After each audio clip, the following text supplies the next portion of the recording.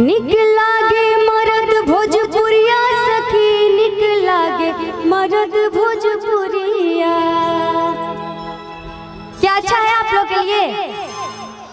तो कुछ उधर से सन्नाटा एकदम, हमको लगा कि कुछ गलत गा दिए क्या। निकला गे मरद बेगूसरैया सखी, निकला गे मरद बेगूसरैया, यही ना? बिल्कुल है बेगूसराय भाव। अच्छा पहले कैसा गाइए लेकिन कैसा है? जिला टॉपर। बहुत बहुत धन्यवाद आप सभी का, और कोशिश है कि हम भी अच्छा से अच्छा ये अभी नहीं बताएंगे ये कैसे आज यहाँ आई है। ये जब ये बड़ी गायिका बन जाएगी तब बताएंगे ना कैसे दौड़ के चढ़ी है। बाप रे बाप, आगे गे तोर जो टंगड़ी स्लिप कर जाती हो देखनी कहाँ रहती है तो स्ट्रगल करने से ना कुछ मिलता है। देखिए इतने सारे चैनल वाले भैया हैं, सबको नमन करते हैं, और हमारे एक बहुत ही करीबी भैया भी आए हैं। कौन? आदर्श म्यूजिक हिट जे भाई हैं, उनको मैं तहे दिल से शुक्रिया अदा करना चाहती हूँ, और सभी चैनल वाले भैया को भी करना चाहती हूँ। तुम्हारी निकल पड़ी सिद्धि, एगो थी वो तृप्ति साखिया, दूसरी है सिद्धि साखिया। बहुत अच्छा, एक बार इस बच्चे के लिए ताली बजा दीजिए, क्योंकि बच्चे का हौसला अफजाई होता है। और रियल में जब ये बहुत बड़ी गायिका बन जाएगी तब ये बताऊंगा कि आज बेगूसराय में ये कैसे आई है, कैसे कैसे घुसी है ट्रेन में, और कैसे कैसे क्या हुआ है अभी नहीं बताएंगे, ठीक है? जब ये सफल होगी तो। और आगे गाना सुनाओ, कौन सा गाना है?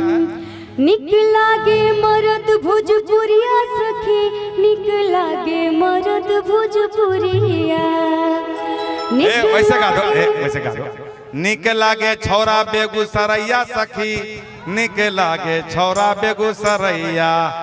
निकला गे बेगूसरैया सखी, निकला गे बेगूसरैया।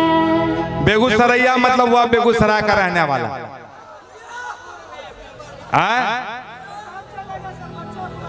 बच्चा, हाँ आपका भी चलेगा, लंगड़ा लुला सब चलेगा। ये छौड़ा केना केना करे छे, एकदम अति खरकट्टल रंग करे छे, छुछुनरा। हां या ना, हां या ककरो प्रोग्राम होय छे ना, या ना ना करके देखला छुछुनरा बा कछे की कछे बुढ़वा सुरवा सब चलता है। तोर त नहीं छो घर बेगूसराय रा, त बाहर साल छे छुछुनर। गाओ। निकला गे मरद भोजपुरिया सखी, निकला गे मरद भोजपुरिया।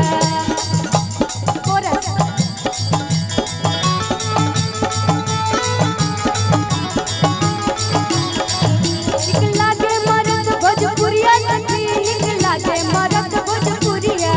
निकला गे मरद भोजपुरिया सखी, निकला गे मरद भोजपुरिया। निकला गे कुर्ता, निकला गे धोती, निकला गे कुर्ता, निकला गे धोती, निकला गे कुर्ता, निकला गे धोती, निकला गे कुर्ता, निकला गे धोती। निकला गे सर पे पगड़िया हो, पगड़िया हो, निकला गे सर पे पगड़िया हो। निकला गे मरद भोजपुरिया सखी, निकला गे मरद भोजपुरिया। निकला गे मरद भोजपुरिया सखी, निकला गे मरद भोजपुरिया।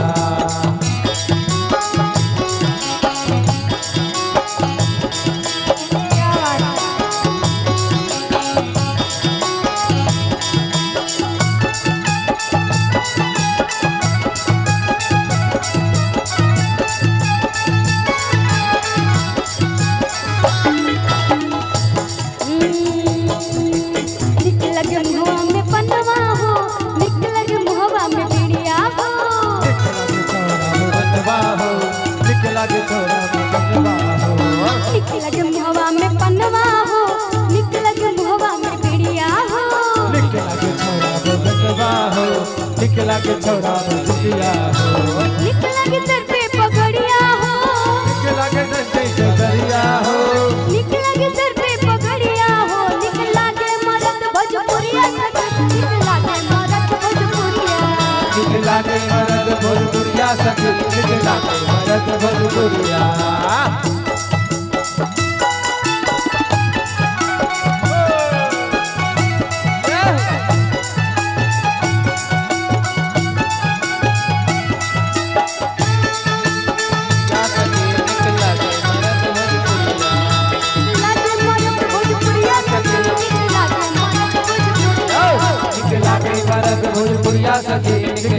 मरद भोजपुरिया निकला के मरद भोजपुरिया सखी निकला के मरद भोजपुरिया निकला के मरद भोजपुरिया सखी निकला के मरद भोजपुरिया निकला के मरद भोजपुरिया सखी निकला के मरद भोजपुरिया